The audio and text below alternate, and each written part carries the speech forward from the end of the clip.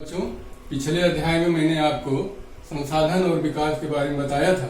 आशा करते हैं आप उस अच्छी तरह समझ गए होंगे। बच्चों, आज दूसरा पाठ वन एवं वन्य जीव संसाधन के बारे में मैं आपको बताऊंगा। वन हमारी अमूल्य धरोहर है। आप जानते ही होंगे कि जो प्राकृतिक रूप से उत्पन्न वनस्पतियां होती हैं उन्हें ही वन कहते हैं, और उस वन क्षेत्र में रहने वाले जीव को वन्य जीव कहते हैं। दोनों एक दूसरे पर आधारित होते हैं। वैसे वन पर तो सभी आधारित होते हैं, क्योंकि वन ही प्राथमिक उपभोक्ता होता है और हमें ऑक्सीजन प्रदान करता है। आइए देखते हैं भारत में वनस्पति जात और प्राणी जात। भारत देश जैव विविधताओं का देश कहा जाता है। यहाँ पर वन्य जीव की प्रजातियां 81,000 तथा वनस्पति उपजातियां 47,000 हैं। इस वनस्पति उपजाति में भारतीय मूल की जो वनस्पतियां हैं 15,000 हैं। बच्चों, इस वनस्पति जात और प्राणी जात के अध्ययन में हम आगे आपको बताएंगे कि अंतर्राष्ट्रीय संस्थाओं द्वारा भी किस तरह का प्रयास किया गया है, जिसमें हम लेते हैं अंतर्राष्ट्रीय प्राकृतिक संरक्षण एवं प्राकृतिक संसाधन संरक्षण संघ। इसे IUCN कहते हैं। I का मतलब इंटरनेशनल, U का मतलब यूनियन, फॉर सी से कंजर्वेटिव ऑफ नेचर। इसके अनुसार भारत में पाई जाने वाली वन्य जातियों को विभिन्न श्रेणियों में बांट दिया गया है। पहला है सामान्य जातियां। ऐसी जातियां जो अपना जीवन एक सामान्य काल तक जीती हैं उन्हें सामान्य जातियां कहते हैं, जैसे कुत्ते, बिल्ली, मानव। दूसरा है संकटग्रस्त जातियां। हमारे परिवेश में कुछ ऐसी जातियां हैं जो लुप्त होने के कगार पर हमारी उपेक्षा के कारण हो रही हैं। अगर ध्यान नहीं दिया गया तो इन जातियों का भविष्य संकट में है, जैसे काला हिरण है, मगरमच्छ है, जंगली गधा है, गैंडा है। इसके बाद तीसरा नंबर आता है सुभेद जातियां। ऐसी जीव जातियां जिनकी संख्या लगातार घटती जा रही है। अगर ह्रास होने का यही दर रहा तो आने वाले भविष्य में ये जातियां भी संकटग्रस्त जातियों की श्रेणी में आ जाएंगी। अगला है दुर्लभ जातियां। कुछ ऐसे जीव जंतु हैं जो बहुत ही कम संख्या में बचे हैं, या कह लीजिए कि हमारी लालची प्रवृत्ति के कारण उनका शिकार होता चला गया है और वो जातियां समाप्त प्राय स्थिति में पहुंच चुकी। अस्थानिक जातियां। बच्चों, भौगोलिक सीमाओं के परिवेश से हटकर कुछ जीव जातियां ऐसी होती हैं जो क्षेत्र विशेष में अपना महत्व रखती हैं, जैसे अंडमानी सुअर है, निकोबार का कबूतर है, कच्छ के रन का गधा है आदि। छठा है लुप्त जातियां। कुछ ऐसी जीव जातियां हैं जिनका उनके आवासीय क्षेत्रों में सर्वेक्षण किया गया तो जहां से वे गायब नहीं, उनका पता नहीं चला। ऐसी जातियों में गुलाबी सिर वाली बतख और भारतीय चीता को लिया जा सकता है। अब बच्चों, अगला पॉइंट है कि वनस्पति जात और प्राणी जात के ह्रास यानी कमी के कारण क्या हो सकते हैं। भारत में किस कारण की वजह से वनस्पति जात और प्राणी जात में निरंतर घटाव हो रहा है, निरंतर संख्या घट रही है। पहला कारण हम लेते हैं कि जब अंग्रेज हमारे देश में आए, भारत को अपना उपनिवेश बनाए, तो उपनिवेश काल में उन्होंने रेल लाइन के विस्तारीकरण के बहाने काफी जंगली क्षेत्र को कटवा डाला। इसलिए जंगल जो समाप्त हो गए, जंगली जीव भी समाप्त हो गए। दूसरा है कृषि का विस्तार। बच्चों, आज जानते हैं पूरे विश्व के साथ हमारा देश भी जनसंख्या के संकट से जूझ रहा है। जैसे जैसे जनसंख्या बढ़ती जा रही है, हमें भोजन की अपनी पूर्ति करने के लिए जंगली क्षेत्रों को काटकर अपने कृषि का विस्तार करना पड़ रहा है। जैसे उदाहरण ले लें, स्थानांतरित या झूम खेती। झूम खेती वह खेती होती है जो किसी विशेष क्षेत्र में जंगल को काटकर 1 साल 2 साल तक किया जाता है। जब उसकी उर्वरता शक्ति कम हो जाती है तो उसका स्थान बदल दिया जाता है, फिर दूसरे क्षेत्र में आगे बढ़ के जंगल को काट दिया जाता है। इससे जंगलों की कटाई होती जा रही है। इसके अलावा, झूम खेती के अलावा बर्न एग्रीकल्चर है, यानी जंगलों को जला दिया जाता है खेती करने के लिए और उस भूमि पर खेती की जाती है।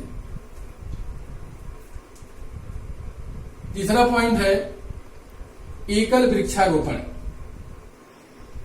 एकल यानी किसी एक तरह के वृक्ष को बढ़ावा देना। बच्चों, व्यापारिक दृष्टिकोण से कुछ ऐसे वृक्ष हैं जिनको लगाकर वहां के जो प्राचीन वृक्ष उनको समाप्त कर दिया गया। जैसे दक्षिण भारत का सागवान है। सागवान के वृक्ष को लगाने के लिए वहां की जो प्रजातियां हैं, वनस्पतियों को उनको समाप्त कर दिया गया, सागवान लगा दिया गया। ऐसे ही है उत्तरी भारत में चीड़ वगैरह का हिमालयी क्षेत्र में रोपण।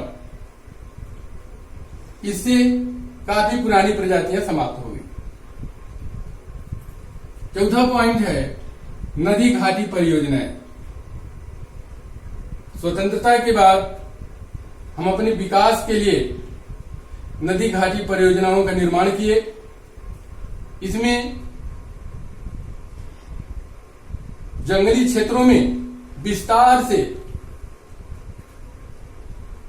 नदियों पर बांध बनाकर काफी विस्तृत क्षेत्र को पानी क्षेत्र के अंदर कर दिया गया, जिससे पानी में डूबने के कारण वहां की सारी वनस्पतियां समाप्त हो गईं और वनस्पति के साथ साथ जंगली जीव जंतु भी समाप्त हो गए।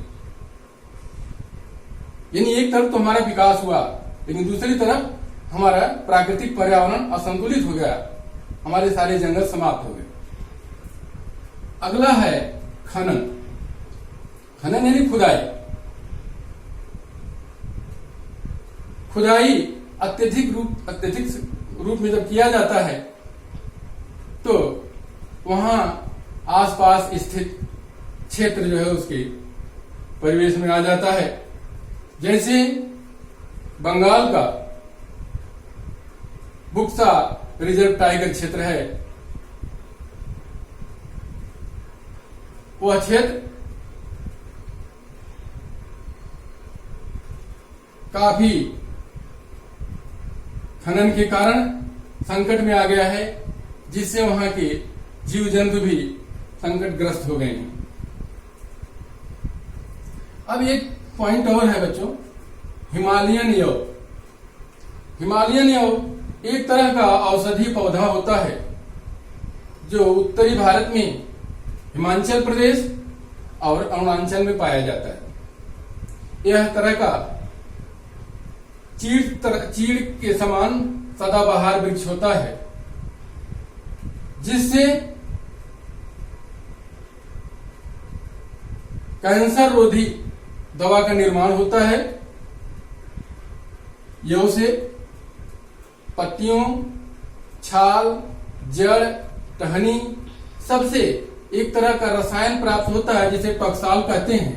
इस टॉक्साल से कैंसर की दवाएं बनाई जाती हैं, जिससे काफी संख्या में हिमालयन यव सूख गए। ऐसा देखा गया है कि हिमाचल में भी और अरुणाचल में भी केवल कटाई के कारण इस वृक्ष को बहुत नुकसान पहुंचा है। अब बच्चों है बाघ परियोजना। बाघ जो भारतीय शान का प्रतीक है, इसकी भी संख्या दिन प्रतिदिन घटती जा रही है। हम देखेंगे तो 20वीं शताब्दी के प्रारंभ में यहां बाघों की संख्या 55,000 थी, जो अब मात्र 1827 रह गई है। इसके लिए बाघ संरक्षण केंद्र देश में बनाया गया।